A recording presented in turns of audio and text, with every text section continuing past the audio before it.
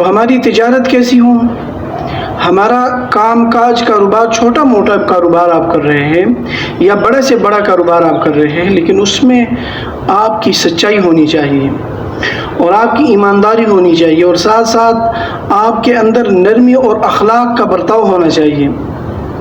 تو اس میں آپ کے کاروبار میں بھی برکت ہوگی۔ اور ساتھ ساتھ ایک دعا ہے، بخاری شریف کی روایت ہے، رسول اللہ صلی اللہ علیہ وسلم نے فرمایا کہ اللہ تعالیٰ اس شخص پر رحم کرے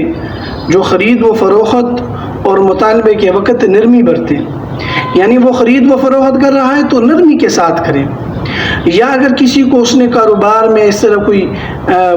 مطالبہ وغیرہ کوئی کر رہا ہے، اس سے کوئی کر رہا ہے یا وہ کسی سے کر رہا ہے، تو اس میں وہ مطالبے میں وہ نرمی برتے۔ کوئی بندہ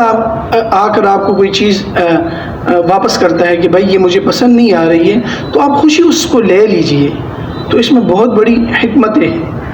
اور رسول اللہ صلی اللہ علیہ وسلم کی جو دعا ہے وہ آپ کے حق میں قبول ہوگی،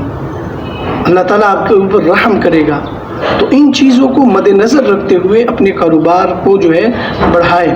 اور انشاءاللہ اتنی ترقی ہوگی کہ اللہ تعالیٰ آپ کو دن دگنی رات چگنی ترقیاں عطا فرمائیں گے،